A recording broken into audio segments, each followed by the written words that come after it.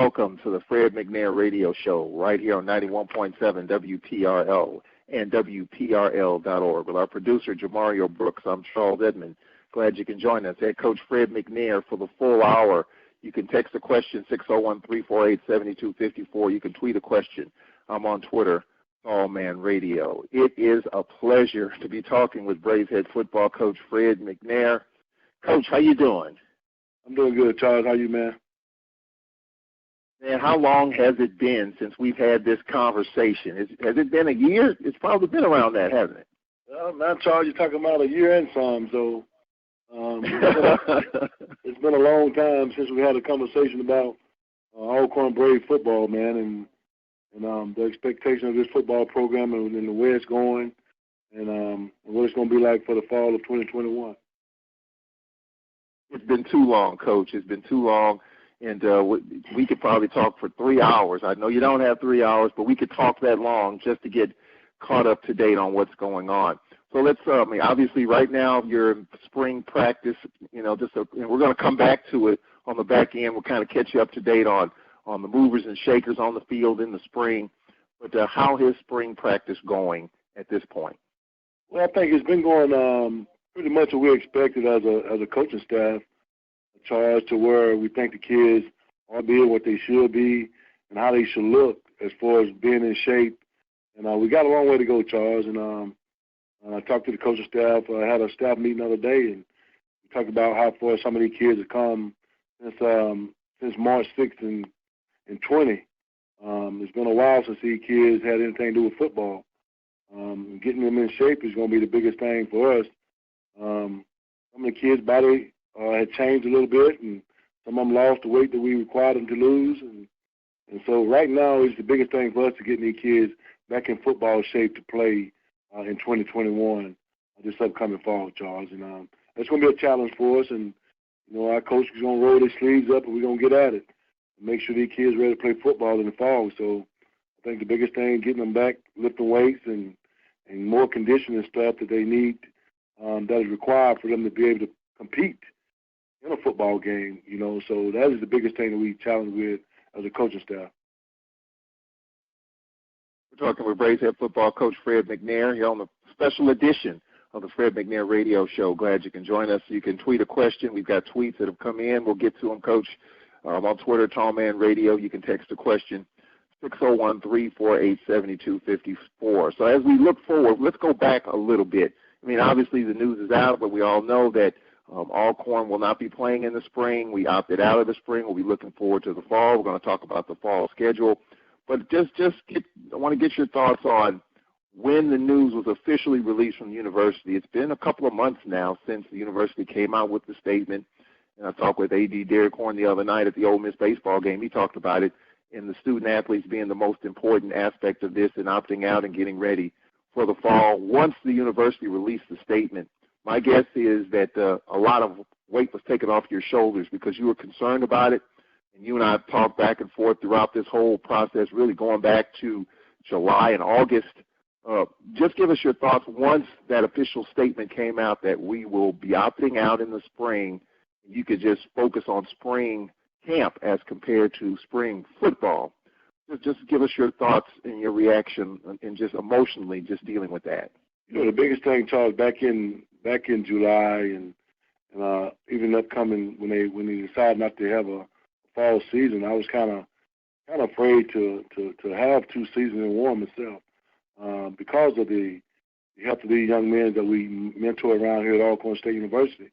It was a health issue for me more than anything, putting the kids in dangerous situations that being able to be prepared to play two seasons in one. It takes a lot of work that goes into playing in one season. You talk about 8 weeks to get prepared, 8 to 10 weeks to get prepared for a camp. Then you come here in January and you only have maybe 5 or 6 weeks just to get prepared for a ball game. And it's kind of tough when you're not in shape and you haven't did anything that had to do with football in a whole year as of March 6th in 2020. It's kind of tough to get kids in shape and had to lift weights and had to put on a helmet and shoulder pads. So, when the decision was made to opt out in in that nature, Charles, it was a big lift off me because I mentor these kids, and we recruit players, and we always tell the parents we're going to take care of the young men. And I thought that was a concern of mine, that making sure that these guys was taken care of health-wise and safety-wise, Charles. So it was a big thing for me, and kind of glad we did opt out during the course of this spring football season because I was concerned about these young men's health because this is a physical game, and this is something you don't take lightly when you're trying to get kids prepared for a football game. And so that thing was, to me, best for this team was to opt out just for those concerns. We're talking with Braves head football coach Fred McNair here on the Fred McNair Radio Show. You can tweet a question on Twitter, Tallman Radio. You can text a question, 601-348-7254. And I've just talked with so many different people over the last few months about this, and you know, other coaches, other sports. It's just the fact that football is just a whole different dynamic. You know, in basketball, you can go to the playground. Baseball, you can do that as well. But in football, there's, you know, you play football. It's a violent, physical game. And really, when I look at spring football now in the SWAC and what we're dealing with right now, you know, I have a lot of respect for all the coaches and players across the conference that are making this thing happen. I know it's tough, you know, for schools like Alabama A&M. They've only played one game, and they've got a big game in Jackson this week. You know, and it's been no fault of their own. I mean, there have been obviously some COVID-19 cases amongst other programs that's impacted their games and other games across the conference. Just from a physical standpoint, in the physical calendar, if you will, in terms of football, how tough is it just trying to get through this situation that we're dealing with? I respect, and I give all the credit to all the coaches that are doing it, the programs that are playing in this league. Everybody obviously is doing it. But just from a physical standpoint and a mental standpoint, just talk about that and just the grind that you think some of these teams are dealing with right now. I know it got to be a grind, and mentally, Charles, is always it's a mental factor that coaches are dealing with, players and injuries and things are going not going their way as well as even Alabama A&M haven't played but one game, you know. So you look at that, out of the time they've been practicing and getting prepared for games every week, and it's almost like you can't play because of some issues, you know. So that's mentally takes a toll on not only the coaching staff but players too, because you practice every week to play on Saturday. That's what they look forward to, that payday on Saturday, and then you're not being able to get paid on Saturday as a player and as a coach is something that you love to do during the course of a football season is play. That's what these young men and these coaches look forward to on Saturday. It's a big letdown to them once that happens. So just being mentally prepared and also physically, you got a lot of injuries throughout the whole league as well. So having to get these young men prepared to play during the spring season takes a lot of work. And, I think across the conference, these coaches have been doing a great job of preparing these young men to play a physical sport as football is. And the physicality of it, Charles, it's no stone to be unturned when you're preparing to play a physical game like this. You got to cover every aspect of it, from walking and running again. So it's kind of tough when you have a big layoff and to lose the 2020 season, and you don't have a season until 21 spring. It's kind of tough to have that layoff and then try to come back and prepare yourself for a spring season. But I think that over the conference, some of the teams have done an outstanding job of preparing their guys to play, and it's been that way, since it started. So kudos to those guys that are doing that and doing it well, a good job at it. So my hats off to those guys, those young coaches and young men that's playing this spring. We're talking with Braves head football coach Fred McNair here on the Fred McNair Radio Show.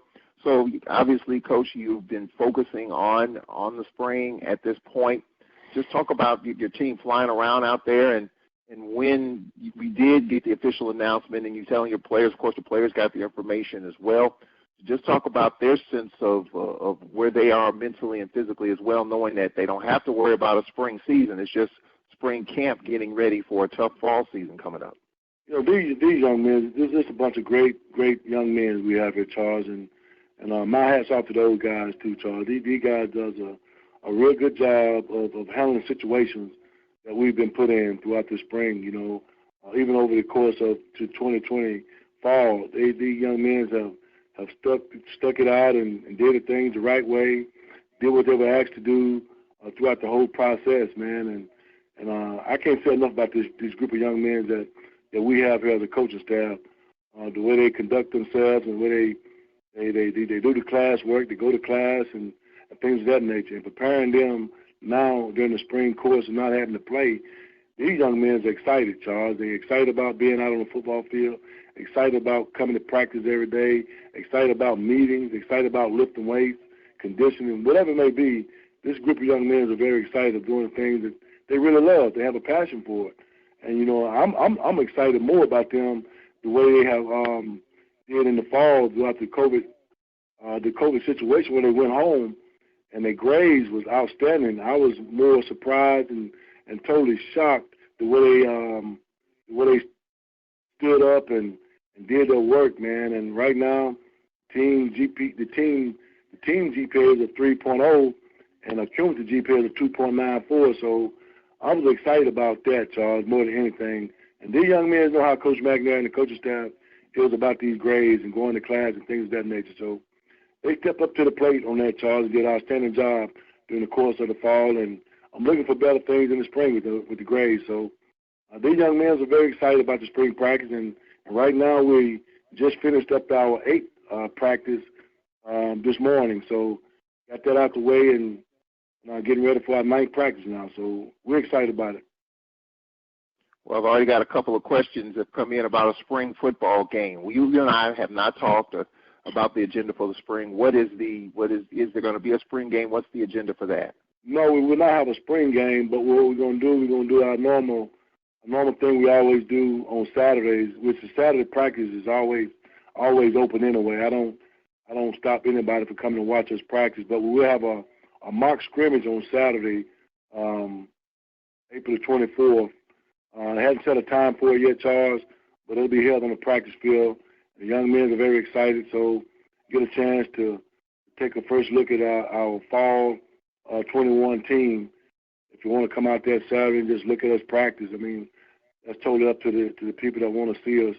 But there not will be a spring game, no spring game, but I will go through my normal mock practice, and that's in preparing them for the opening game on Saturday, on August 28th. We're talking with Braves head football coach Fred McNair. A bunch of texts and tweets have come in. We're going to try to get to it all here as we unpack this hour. So you talked about your feelings about the whole opt-out going back August and September, and now you roll into this year, this calendar year, going into January and February, just trying to keep the players mentally. And we talk about the physical aspect of sports. And I've dealt with SWAC basketball, and we had cancellations and starts and stops. We got to the finish line. Did the volleyball tournament. We got to the finish line there. But, you talk about the physical aspect of this, but then it's the mental aspect of it. And, coaches talk about it and trying to deal with it, because I think that's the next wave coming down the line. Once we get back to a sense of normalcy with vaccines and, just trying to get back to normal, what's the mental toll of it? And we know with football that's always a mental grind. Talk about what you and your staff are doing to try to, and I know Cedric Thornton, your defensive coordinator, always is kind of plugging into the mental aspect. Hey, what's on your mind? What issues are you having? Let's talk. Let's talk as a staff. Let's just talk about it. How do you and your staff, how are you all dealing with that aspect of it? Because I think that's the next big conversation piece going down the line. I think that what we have, it's a unique situation we have here as a coaching staff, Charles, and this is a great coaching staff I have here at Alcorn, man. It's probably by far the best one I've had since I've been here. Just losing coaches here and there, and having to find new coaches every year. By far, Charles, this is the best staff that I've summoned together. Coaches that want to be here, the coaches that enjoy what they're doing, coaches that enjoy mentoring the young men that we have.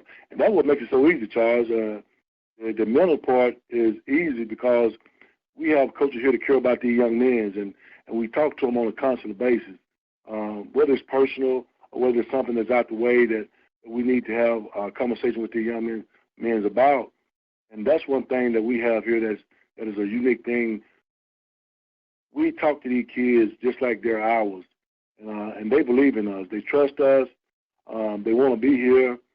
We have no issue with these young men. They don't give us nothing that's going to hurt us, nothing that's going to hurt this program. And that's what I enjoy about this coaching staff and these players. It's easy when you're always talking to these young men before it gets started and getting them to understand what we expect out of them, the coaching staff. It's easy that way. But we don't leave no stones unturned, Charles. We make sure they're doing the right thing here on campus. When they leave off campus, we make sure they're doing the right thing going off campus.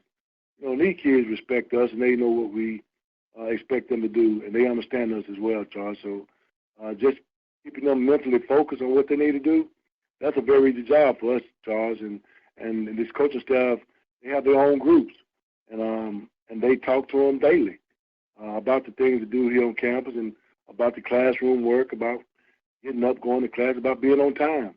You know, and these kids understand us, and that's the biggest thing. They understand us, and we understand the things they go through on a daily basis. That's what a lot of people don't understand about the young men while they're on campus. These kids got a lot going on, whether it's personal, whether it's in the classroom. It don't matter. Maybe their girlfriends or their friends or whatever it may be, Charles. There's a lot going on with the young men, and we are the comfort for them. They come and talk to us, and we put it to sleep, we put it to rest, and then we go on by our business. So they trust us. They trust us in everything that we do, Charles. And that's what I like about this coaching staff and this group of young men that we have here this spring, getting ready to play a fall football season. I'm going to enjoy it. And I also would assume that when you won 6 straight division titles and you've been on that championship mantle for the last 6 or 7 years, that also helps too, knowing that and everyone's coming for you, and the program is playing at such a high level. I'm sure that makes it just a little bit easier as well. When you get on that field, you know that you got to play at a high level, and that keeps you sharp too. And you know that is the biggest thing, Charles. You try to go into a season where you're well prepared, where you're a well-oiled machine, and you don't want to go out there half-cocked and not prepared to play. And these young men understand that. They understood that before we got to opt out, but they knew they wasn't ready. Charles, they knew they wasn't prepared to play. And that's one thing about this team, man. They close-knit together. They understand preparation is always tough. Preparation is always tough. It no matter what you do, Charles, in preparing things, you got to be ready to play. These kids understood that, and that's what I like about it so much. These are very understanding kids, and we have here, they understand everything. They understand the process that it's going to take to be a champion again. So, you know, at the end of the day, I told them someone going to have something that belongs to us in the fall, and that's our ultimate goal, is try to get what that belongs to us. Obviously, in the fall, we'll be moving to the Western Division, and you know how tough that is and how tough of a grind it is, and with the tough schedule that we have, there's 3 home games. We've got games as far east as Daytona Beach on the western side. We've got a trip to Texas and Pine Bluff. I haven't been to Pine Bluff in a number of years, so it'll definitely be a challenge. We're talking with Braves head football coach Fred McNair. We're going to get to the texts and tweets. Coach, the one word that you've heard, and I'm really kind of tired of hearing about it, though, in other sports, in other schools, opt out, players opting out.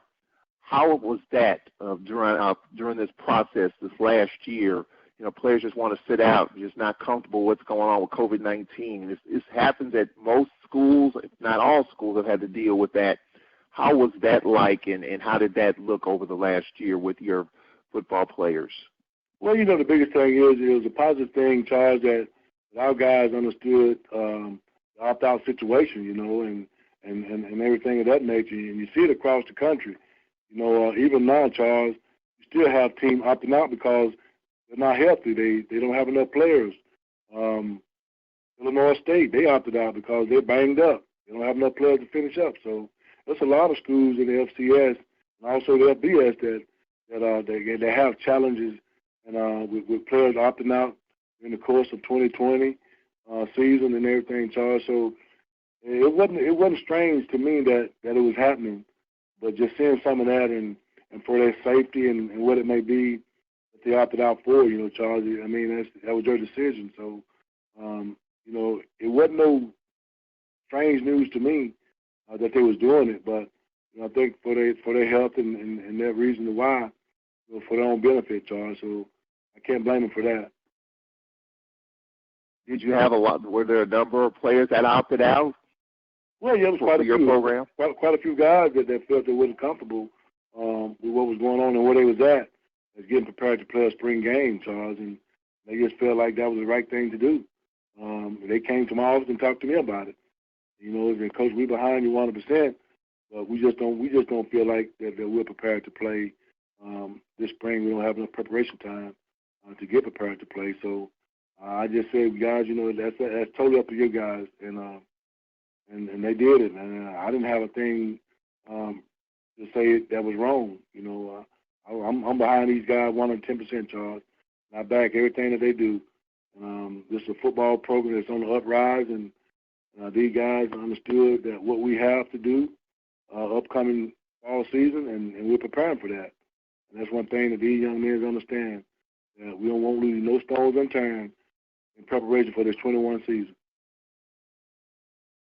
We're talking with Braves head football coach Fred McNair. In case you're just joining us, one of the big questions about a spring game, of course, we're used to that with Brave Fest attached to it in years past. There will not be a quote-unquote spring game, but there will be a pretty enhanced scrimmage that is scheduled for April the 24th. That's on Saturday. So we're going to take a break here, and we'll come back. We'll get to some of your questions and comments and text and tweets. A lot to talk about on the individual front. A number of Brave players getting some looks at the next level. Chris Blair signing a deal with the Green Bay Packers. Also, you got the HBCU Combine, something that we didn't have last year. That kind of hurt some individuals with COVID-19 last year. It looks like that'll be a different story this year. So a lot to talk about. The football schedule coming up. We'll get Coach McNair's thoughts on what he's seen so far with spring football. Big game coming up Saturday, A&M and Jackson State. And so a lot to talk about there. So a lot to unpack here. We'll get to it after this 1-minute timeout here on the Braves Sports Radio Network. Alcorn State University and the Trademark and Licensing Administration have joined to coordinate the placement of the university marks, both externally and internally, on items including shirts, caps, or other products. The university licenses will only use those products which reflect positively upon the university and are in keeping with the university's mission. The trademark and licensing of the Alcorn State University insignia was established to protect the Alcorn State University name and identifying marks.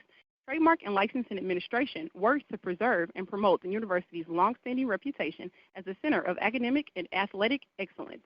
Merchandise vendors wishing to use the university's identifying marks on commercial products must be licensed vendors who have obtained permission to use Alcorn State University marks by securing trademark licenses. Campus organizations that want university identifying marks on their internal use products must hire licensed vendors to produce these items. To learn more about the licensing and trademark requirements, visit www.alcorn.edu/trademark and licensing administration. Fred McNair Radio Show. Glad you can join us here on 91.7 WPRL and WPRL.org. If you've missed some of this show, I will post this as soon as it's over. I'm on Twitter, Tallman Radio, and I'm on Facebook, Charles Edmond. We'll have all those platforms covered if you've missed some of the Fred McNair Radio Show. Coach, one of the questions we talked about the opting out and recruiting. How has that impacted recruiting? And I was going to talk about recruiting because we haven't talked in so long. I know our basketball coach, Landon Bussey, talked about, recruiting via Zoom. He doesn't like it. It's just the new normal. It's the reality. He likes to be in the gym and watch guys in person. How has recruiting been impacted with COVID-19 over the last year? I know you had a pretty good class. Not a lot of players in the early signing period, but you really loaded up that first Wednesday in February. So how has COVID-19 impacted recruiting for your football program? Yeah, as a staff, Charles, we are big on getting out. Used to getting out, seeing kids play the game and get a chance to talk to them in the school systems and things of that nature when we have time to go out and evaluate kids. Normally, April 15th would be the time that we normally get on the road, go out recruiting up until May 31st. Now, we're dead until May 31st. We can't get out now. So the thing we have to rely on now is coaches and Twitter and FaceTiming kids when we get a chance. To evaluate them throughout the quiet period and everything, Charlie. It's been a rough go for us. Even during the 2020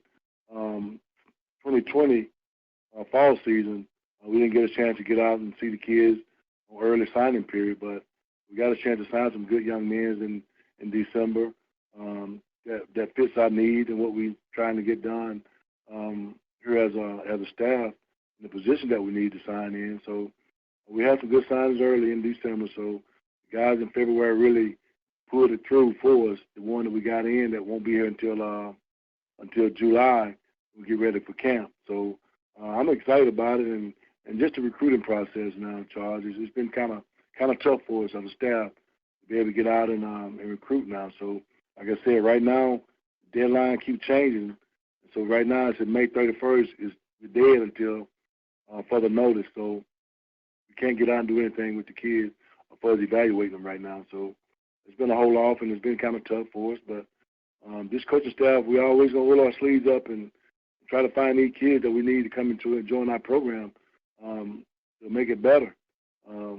At any time, any day of the moment, these guys are doing work, so trying to find those right kids. We get a lot of emails from schools and from coaches and their prospect list and everything. So we're on the go with that. So we have to understand that we have to do other coaching staff to make sure we're in compliance, and that's the biggest thing that I think Cyrus Rush does a good job of keeping us informed of what dead period is and everything. So we just a battle all the time, Charles. So we're here to make this program better.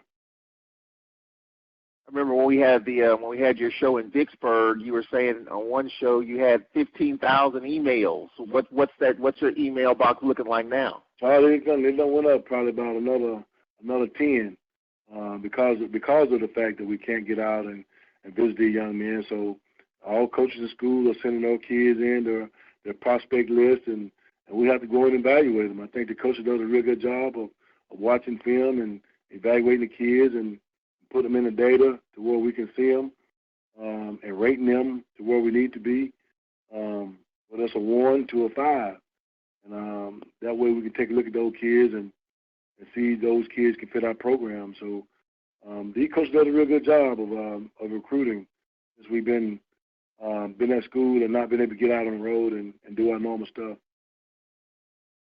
Talk about the transfer portal. I'm really tired of hearing about the transfer portal. Every time you pick up your phone and you look at ESPN and these other programs, kids are in the transfer portal.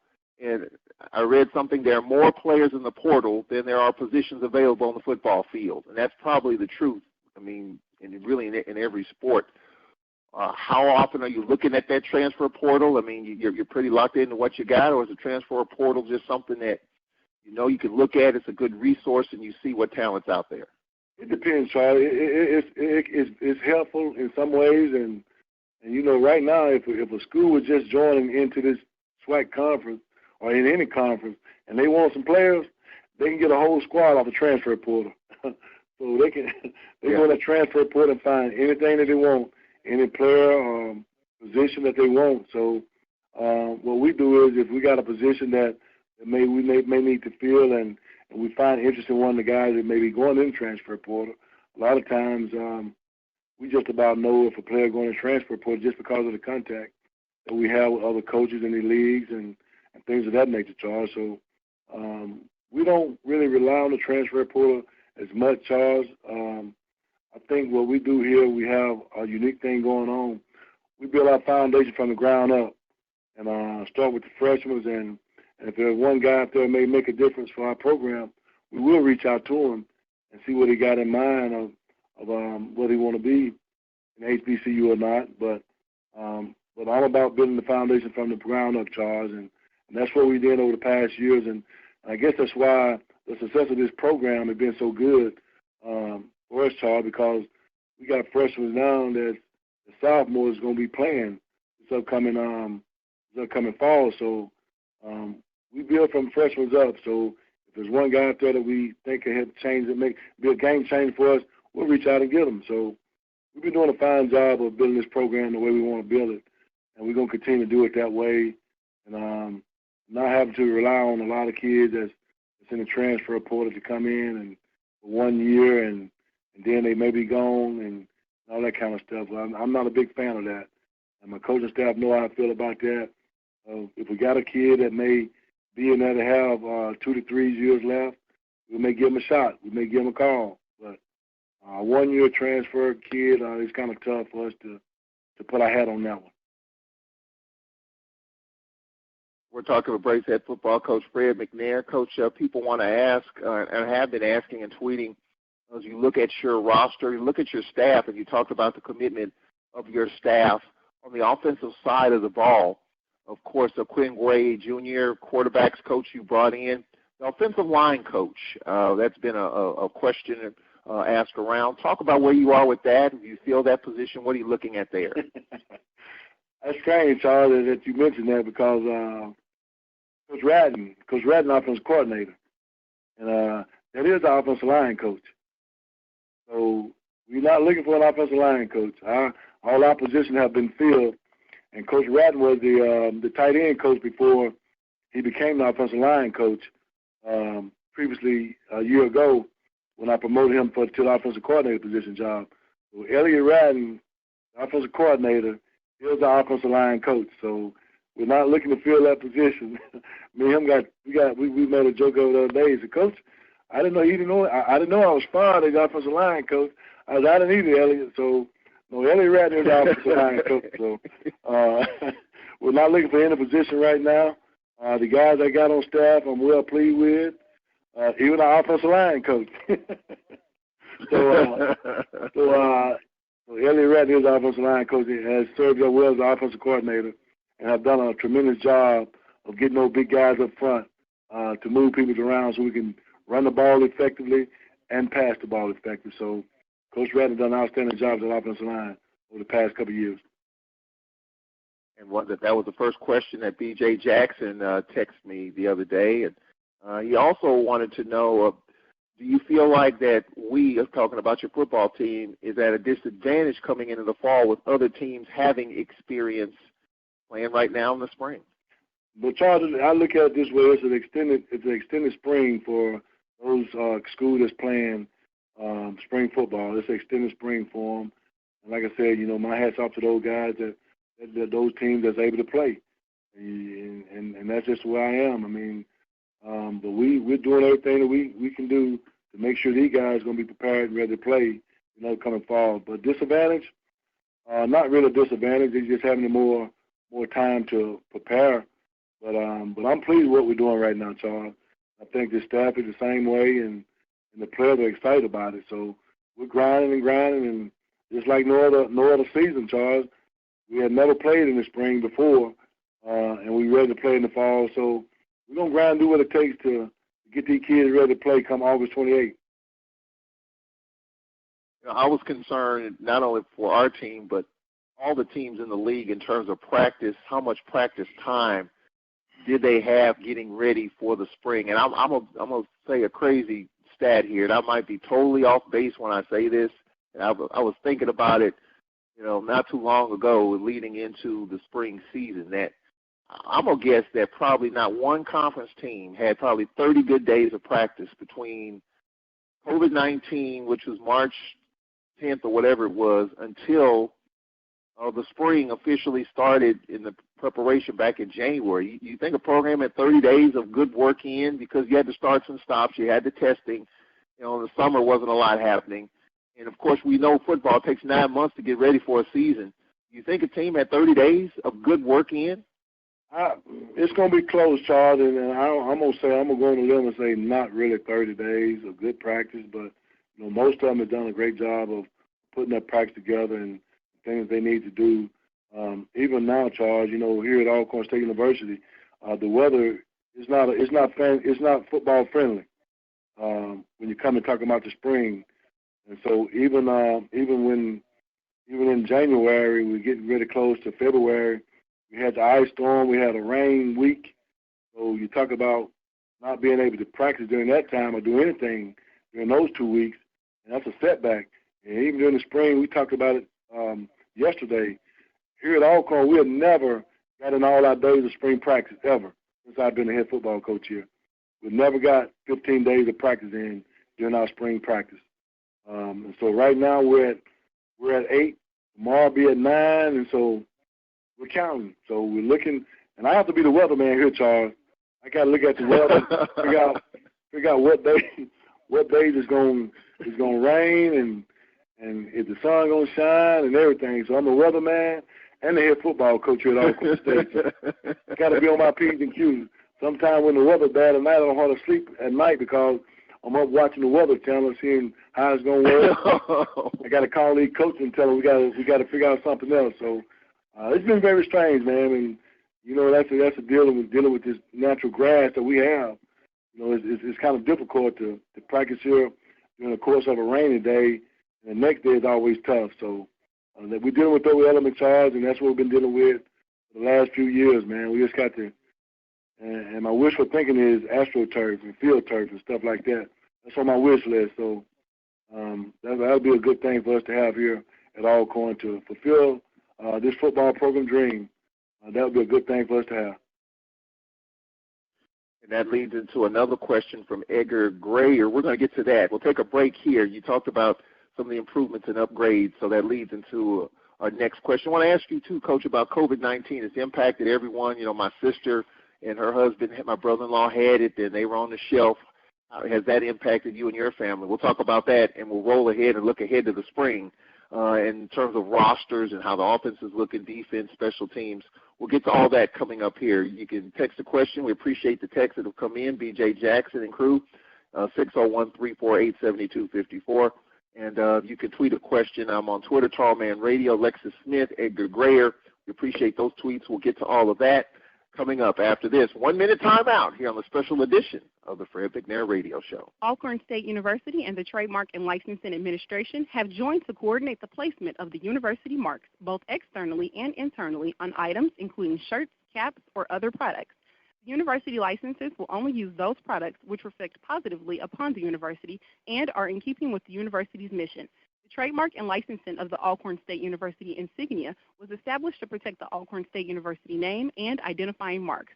Trademark and Licensing Administration works to preserve and promote the university's longstanding reputation as a center of academic and athletic excellence.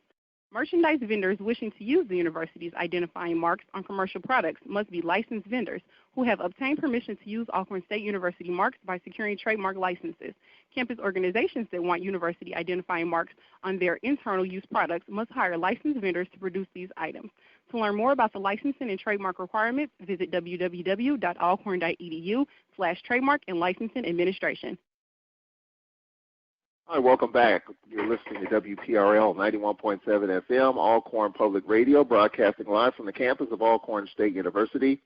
With our producer, the one and only Jamario Brooks, I'm Charles Edmond with the one and only head football coach / weatherman, Fred McNair. How often you look at the Weather Channel? I'm sure you're probably plugged into the Weather Channel more than just about any coach in the country. Man, I tell you, Charles, I look at it just about every night, especially like tonight into tomorrow night and Saturday. So I got to keep my eyes on it. And I got this app on my phone called the Weather Bug. Now, Weather Bug is pretty accurate, Charles. It's been good since I've been here. I found that app, and the Weather Bug's been pretty good. So if anybody want to know the weather in Largo, Mississippi, go to the Weather Bug and load that app up, and it put you pretty close. Well, you can help me out right now. We got baseball tomorrow here on WPRL, Friday at 6, Saturday at 3, Sunday at 1, Alcorn and Valley at Willie Rapp McGowan Stadium, Bill Foster Field. What's the forecast like, Mr. Weatherman McNair? So it's probably about 1 o'clock or 2 o'clock it's going to fall. And Saturday when you wake up, it's going to be wet. So that's my forecast for the next couple of days. Okay, yeah, I got you. We can tune into the Fred McNair Radio. I wish nothing bad on the baseball team, but It's in the forecast, Charles, so it's not looking good right now. Yeah, I tell you what, amongst COVID, I was telling Coach Richardson, I was talking to our softball coach Joseph Rankin, amongst COVID-19 you got to deal with, and we had the ice storm, and you've had a ton of rain. It's just, it's hard to deal with all that stuff, and you all do a great job in dealing with it. Speaking of COVID-19, Coach, I mean, it's impacted just about everyone personally. Some have had it, some are going through it, family members going through it. How has COVID-19 impacted you and your family here over the last year? I think throughout my whole family, with myself and my wife and my son and maybe one of my brothers, guys that had COVID, somewhere here and there in the early part of like June and July and August, but they made it through it very well. And I guess COVID kind of treat people different ways. It affected them in different ways, but we all overcame it because I had it and I didn't feel no symptom at all, Charles. I stayed at home, and Nurse Davis called me, and I called her and told her I was going back to get retested just to make sure that I didn't have it, and I didn't. So came back to work and put my work boots on and got back at it. But it's been some trials, man, and this COVID deal, and like I said, it affected people different. Luckily enough, we haven't had any death in our family, so we recovered from the COVID, and now I got to take my last shot on Monday, get my last vaccine shot Monday. So hopefully that won't make me sick, but the whole family is doing well, Charles. Mom, she was COVID free. I mean, we didn't bother her not one bit. She didn't ever get it, and she's doing good. So everybody else doing good in the family. And thank God for that. So just throughout this whole process, Charles, there's been some challenges, man. There's been some tough situations for some people, some families, and losing your loved ones across the way. So that's the thing that we have to understand, that we don't have control of it. We have to pray about it and keep moving, Charles. And it's been kind of tough. And obviously, you guys have to test, even though there are no games that you're playing in the spring. You still have to test 3 times a week, even during spring practice. Is that correct? That is correct, Charles. And I think that the testing center is doing an outstanding job of getting all the athletes and tested. Monday, Wednesday, Friday, getting everybody tested, and it's been kind of good for us, Charles. And throughout this whole process of testing, our guys been very, very responsible for not doing anything that will harm this football program, as far as not wearing a mask and being out of the crowd and stuff like that. But they know the situation that we're in, and these young men understand that this is what they want to do. In order to do this, what they want to do, play football and practice, they kind of stay out of harm's way. So that's why I say this is a bunch of great guys, Charles, and they understand the process that we have to go through to get prepared for a season. All right, Coach, as we kind of pivot back to what you were saying prior to the break, in a perfect world, you would love to have turf and be able to do some things on the practice field, and that led to a tweet from Edgar Grayer. We appreciate the tweets. Alexis Smith will get to that, her tweet as well. For Coach, are there any alumni campaigns to upgrade facilities like turfing the field, as you mentioned, or is this something you would like to see? Of course, it's always something I like to see, Charles, and that's what we talk about all the time. And even this morning, we had a kind of a wet one this morning, and that would be one of the things that I submitted to the athletic director on Monday about things that this football program needs in upgrading this program and make this program more successful in recruiting and things of that nature. The visual aid that think that recruits need to see when they come here. We talked about that on Monday. I submitted a list of stuff that I think would help our program as an upgrading, was the field turf, because of the weather here at Alcorn, and it's not football friendly, because this is a sport that you have to play, outside, and unless you got a dome, so. But that's one thing that we'll hopefully gravitate to and doing those things, getting that done, because I think this team really needs that. All right, Coach, let's take a look at the roster for the spring. You talked about earlier how the team is looking, flying around out there despite everything. And I guess, Coach, your phrase that you created a couple of years ago, I think it's more appropriate now than ever, in spite of everything. You got to figure out a way to plow through. And I'm sure you say that, or have you been saying that even more so now with what's going on? Yeah, it's always a phrase that we use in spite of, Charles. And I mean, I talked to the kids about it this morning a little bit after practice was over with, and just talking about how we have to adjust, and no matter what, we got to get the job done.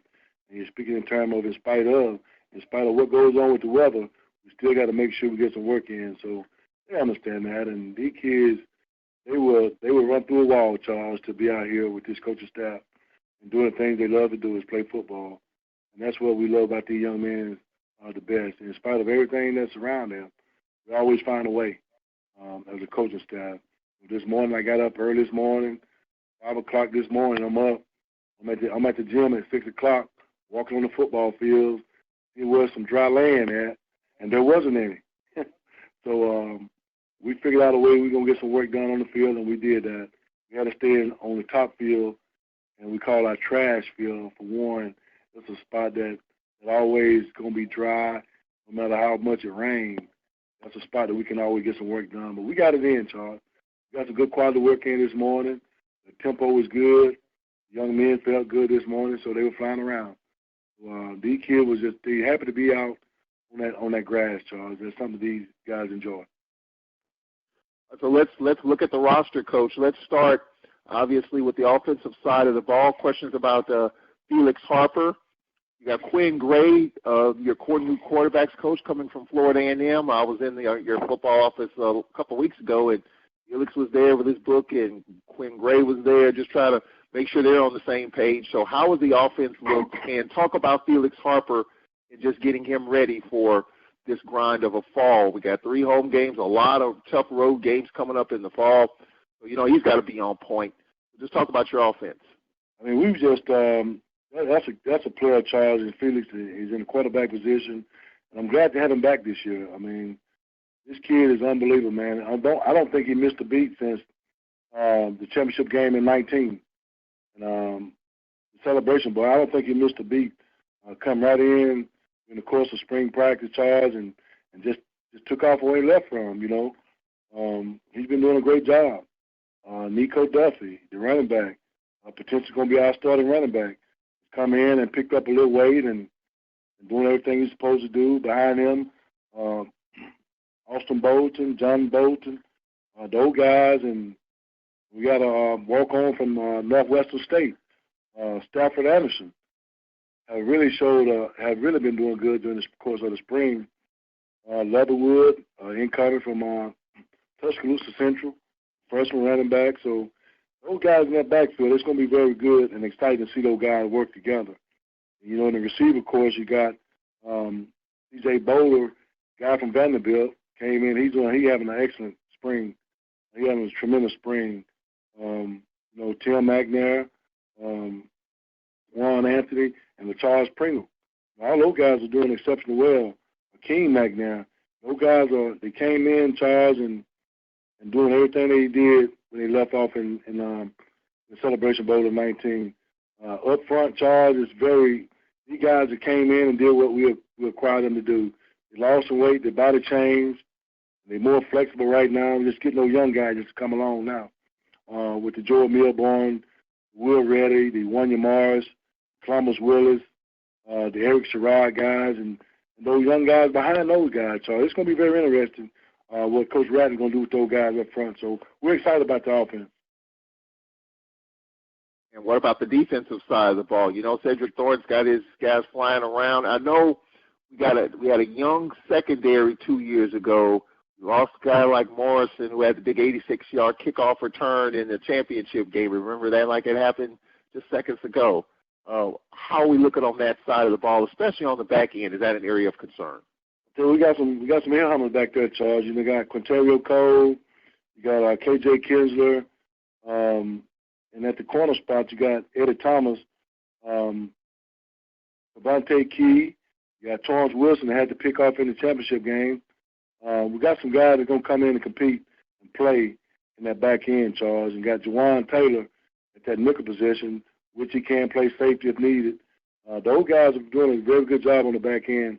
I think Coach Cash is doing a very good job of coaching those kids. I get excited when I see Coach Cash coach those guys because he coaches them tough, and he makes sure they're tough mentally in the things that they do.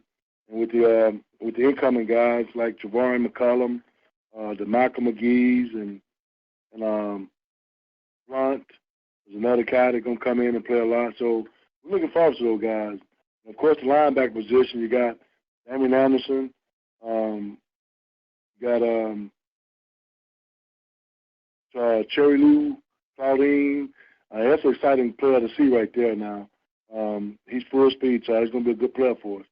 We're excited about that, about the linebacker core that Coach Thornton have assembled together with those guys. And up front, you got Tyreek Martin, Chris Monroe, you got Jared Jackson.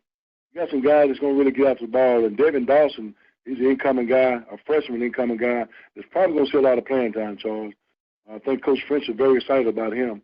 We just got to get all those guys rolling. And things are looking better for us from day one up until now. We've seen a change in his defense of where it needs to be, and playing at a high intensity. And what about special teams? Of course, we had an all-conference kicker. I know the kicking battles, you were kind of going back and forth. We had different kicker and punter from time to time 2 years ago. How was that looking going into the fall? It's going to look good, Charles, because we got a kicker and a punter now that's separate from what we've been doing in the past and just having one guy doing it both. We got Ruben Beauplier. He's a JUCO transfer from East Central. He can change the field for you, Charles. He can really punt the football. Also, you got Christoph Thompson is going to be our place kicker and our kickoff guy. And we got some new guys coming in too that's going to come in and be a part of that specialty group too, Charles. So we're excited about where we're at right now. I just don't want to overkick those guys before camp, So we also purchased a jug machine to kind of offset those guys' legs. We can put it on that jug machine and shoot balls from it. So we're doing some exciting stuff here at this football program, making sure that we got everything that we need in preparation. Yeah, I tell you, just hearing you talk about it, I mean, it sounds like you're almost ready to kick it off now.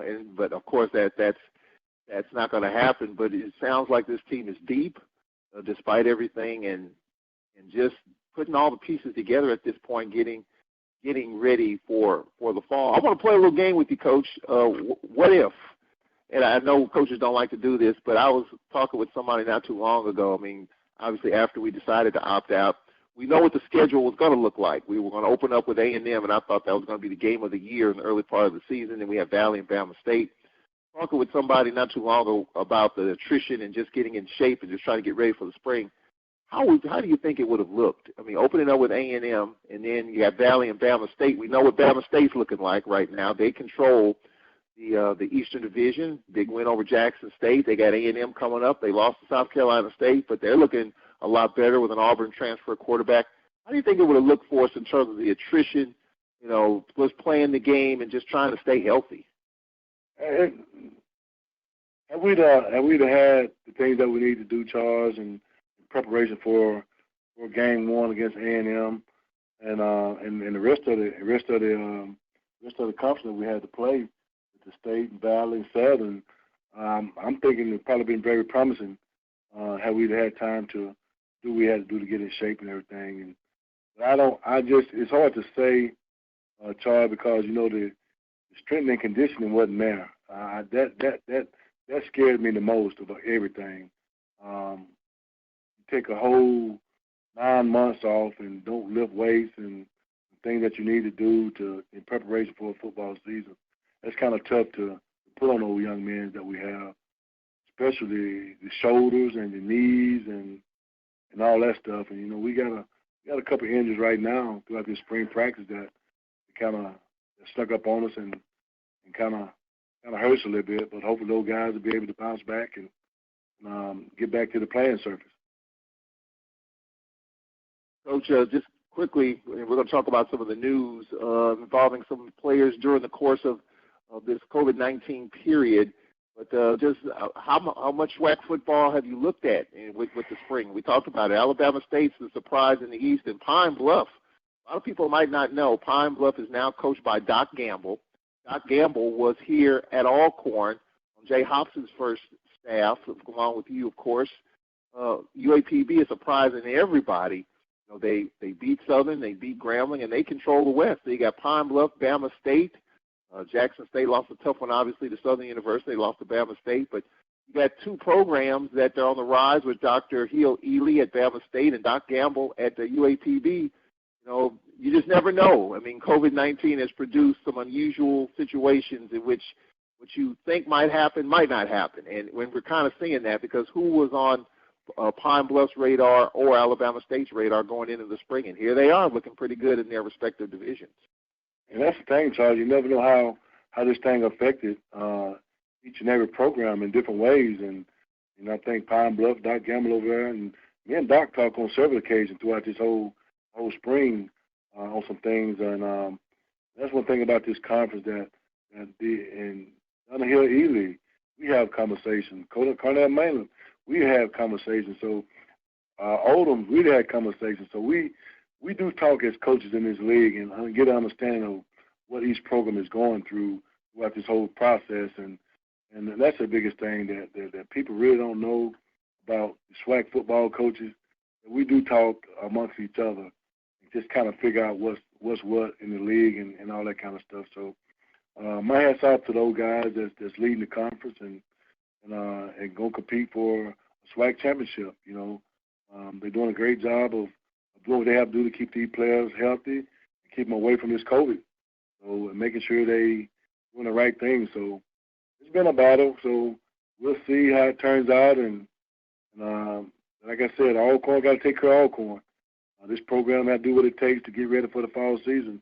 And in preparation, that's what this coaching staff and this football program is trying to do, is to get ready for 2021 fall football season on August 28th. Of course, can't let it go by. But I'm talking about Deion Sanders at Jackson State, bringing a lot of excitement, a lot of energy, a lot of games that moved from ESPN3, which was the online platform, to ESPN, including the game this week, Jackson State and Alabama A&M. Your thoughts about that and just getting the exposure of, from that for the rest of the conference? My feeling is we all can get a piece of the pie, meaning that, whatever money the SWAC, benefits from that, we all get a piece of that. So it's a trickle-down effect. What are your thoughts about that and JSU trying to, get back to where they once were maybe a decade ago? I think before Coach Sanders came into this conference, I think the conference was getting some exposure to ESPN. We was on ESPN at least 5 times in 19. Charles, and I think that the commission is doing an outstanding job of promoting this whole conference. Whereas we having those ESPN games and those national televised games that what we need to have exposure. And he's done a great job throughout the whole process of doing the things that take necessary to get exposure to in this conference. And it's always a battle because you have those PWIs that take up all the TV time and on ESPN, and whether it's 2, 1, or 3, So we're very excited where we at of him having us to have the ESPN game. So it's a work in progress, and I think that his staff and what he's doing as far as this SWAC conference, he's doing an outstanding job of promoting this conference and getting these games on ESPN as well as 3 and the 2. So I'm excited about it. I'm excited about where this conference is going under his leadership right now. So he's doing an outstanding job for us. All right, Coach, as we wrap it up here, we got some news and notes to pass along. A lot we could probably do a whole another hour, Coach. I appreciate you giving us some time. The HBCU Combine, something that was getting ready to happen before COVID-19 shut it down. will happen in this case this year.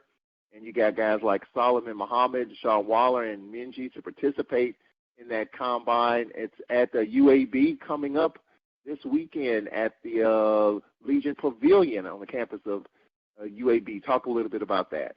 Yes, I guess they have been trying to find a way to get in contact with me, but I missed some emails some kind of way down the line, Charles.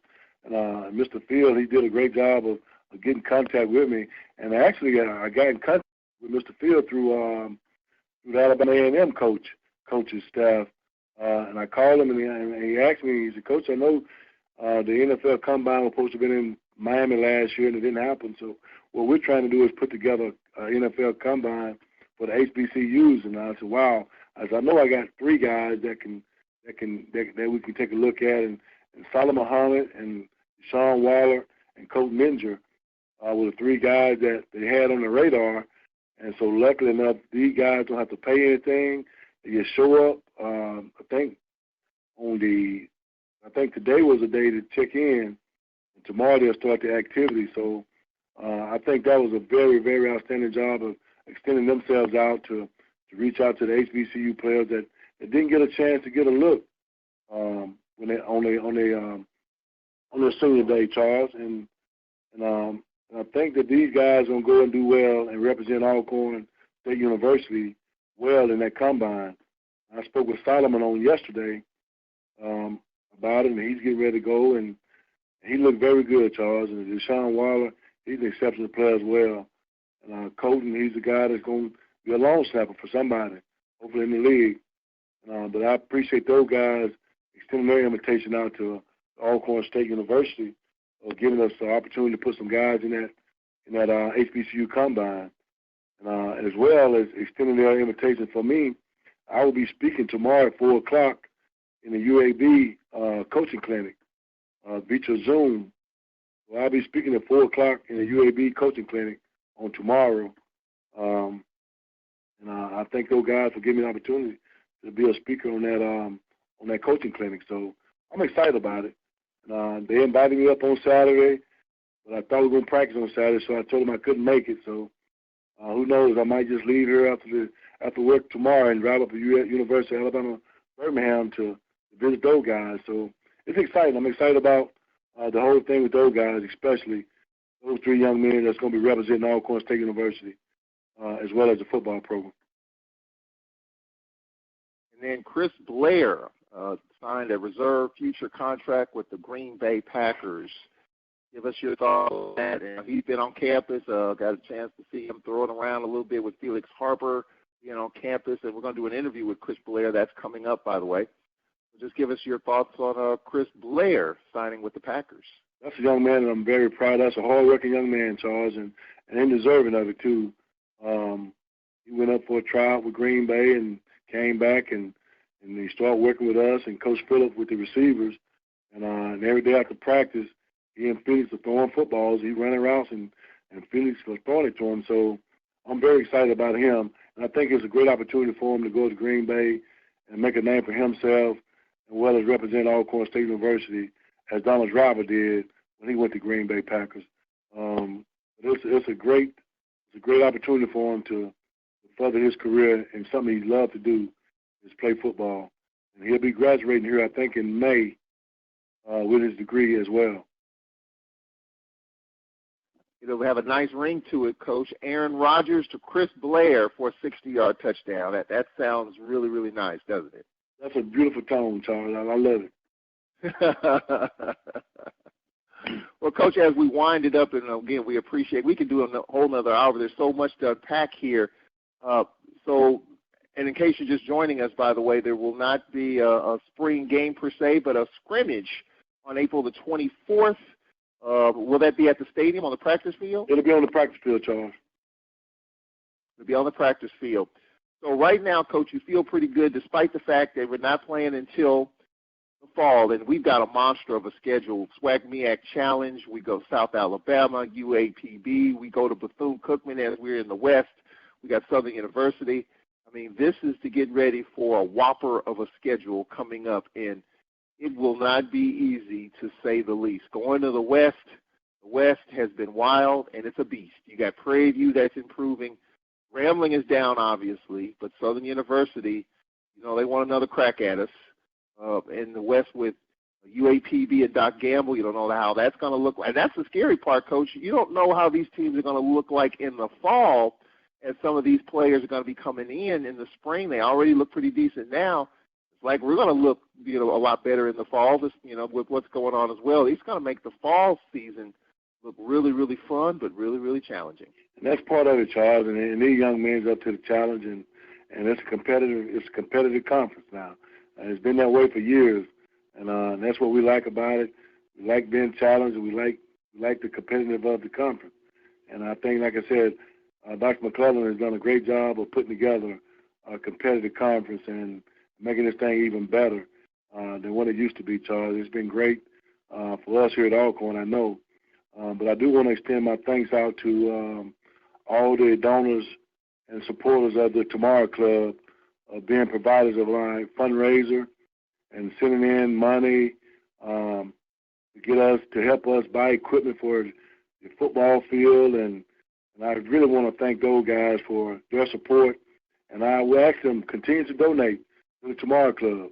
We're doing some things with the money that's going to help this football program get better each and every day. So we have purchased some new stuff for the team to be on the field with and to make us a whole better football program.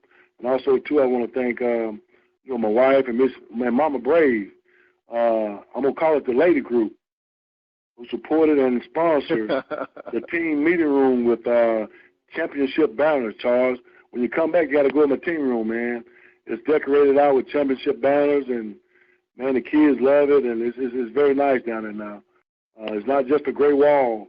You got championship banners up, and I do want to thank those people, the lady groups that my wife and Mama Brave have put together to donate and sponsor those championship banners for this football program. Look very nice, and I do want to appreciate those again, and especially those donors that puts in the Tomorrow Club. I do want to thank them. Always Alcorn. A great job by everybody involved. Coach, we really appreciate it. We're going to talk again real soon. I tell you what, we'll talk after that scrimmage and kind of put a capper on that and just get caught up on some of the stuff that we didn't get a chance to talk about on this go-round. We really appreciate your time. That sounds good, Sean. I appreciate y'all, man. That's Braves Head football coach Fred McNair on the Fred McNair Radio Show. Glad you can join us. We appreciate all the texts and tweets that have come in. We're going to do this again real soon. The Fred McNair Radio Show. Glad you can join us. We'll talk to you in a couple of weeks. Let's talk again. So long.